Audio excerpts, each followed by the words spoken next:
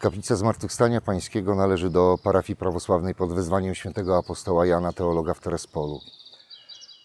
Znajduje się w centralnej części cmentarza prawosławnego w Terespolu.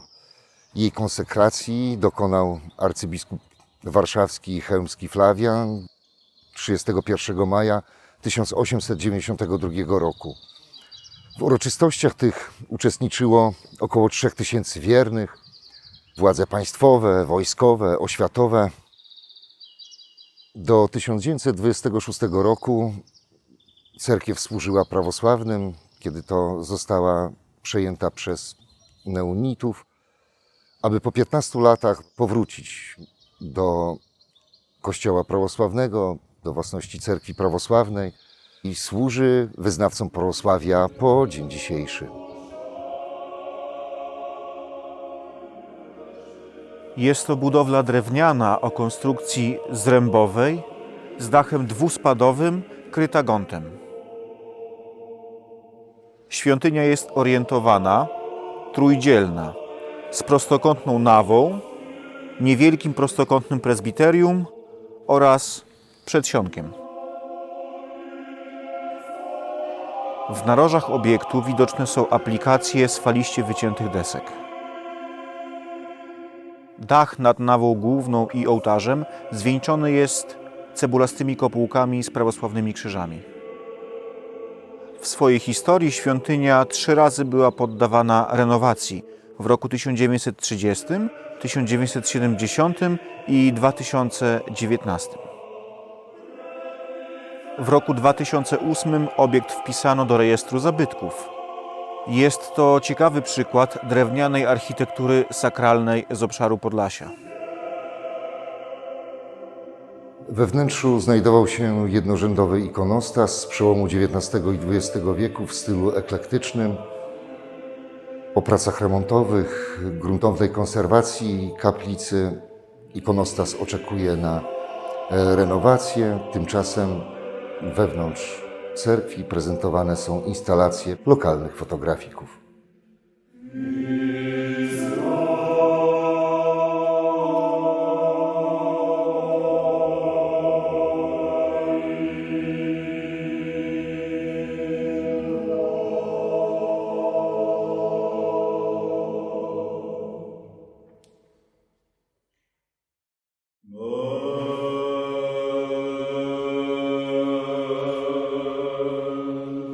Prawosławie niesie przez siebie nieskazitelną naukę pierwszych wieków chrześcijaństwa. Nauka dogmatyczna Kościoła prawosławnego formowała się na pierwszych 7 soborach powszechnych. I nie zważając na okoliczności historyczne, na te wielkie doświadczenia, ten potencjał wiary jest przekazywany dzisiejszemu naszemu społeczeństwu. Ojciec Kościoła, teolog wielki, ksiądz Bułhakow jednoznacznie mówi: gdyby świat znał prawosławie, cały świat by się stał prawosławny. I to jest potencjał naszej wiary, który musimy w swojej skarbnicy przechować i przekazać dla młodych pokoleń. Kolebką chrześcijaństwa wschodniego, cerkwi naszej prawosławnej jest wielka tradycja Bizancjum ze swoją stolicą w Konstantynopolu. I zawdzięczając tej kolebce chrześcijaństwo prawosławne rozpowszechniło się w krajach słowiańskich jak Serbia, Bułgaria, Morawy i w ten sposób dotarło do naszych ziem. Nasza tradycja prawosławna początki swoje bierze na naszych ziemiach z misji cyrylometodiańskiej. Ta misja świętych równych apostołom Cyryla i Metodego dotarła na tereny naszej Rzeczypospolitej.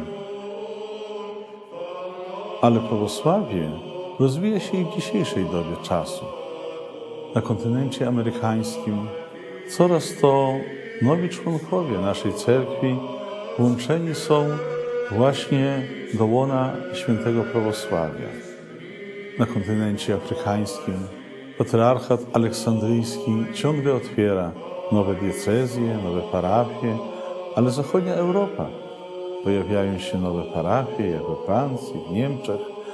Prawosławie jest tą światłością ze wschodu, która daje świadectwo swojej duchowości, a jednocześnie daje gwarancję dla człowieka na wieczne zbawienie.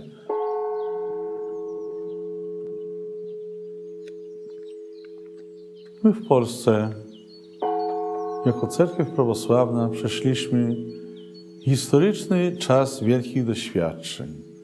Przed II wojną światową potencjał Kościoła prawosławnego II Rzeczypospolitej szacował się na około 7 milionów wyznawców.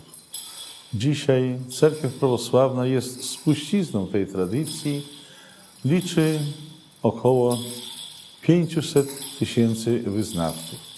Pojawia się u nas nowa migracja ze wschodu. Благословен Бог наш, всегда, ныне и присно, и во веки веков.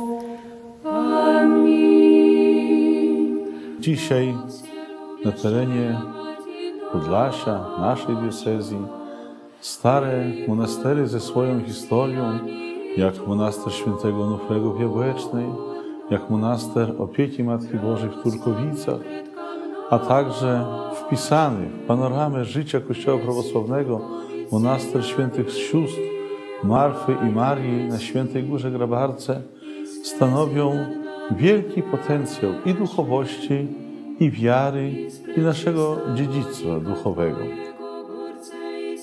I to właśnie prawosławne monastery, jako stale żywe centra duchowości i kultury, są osnową szlaku, śladami wschodniosłowiańskiej tradycji.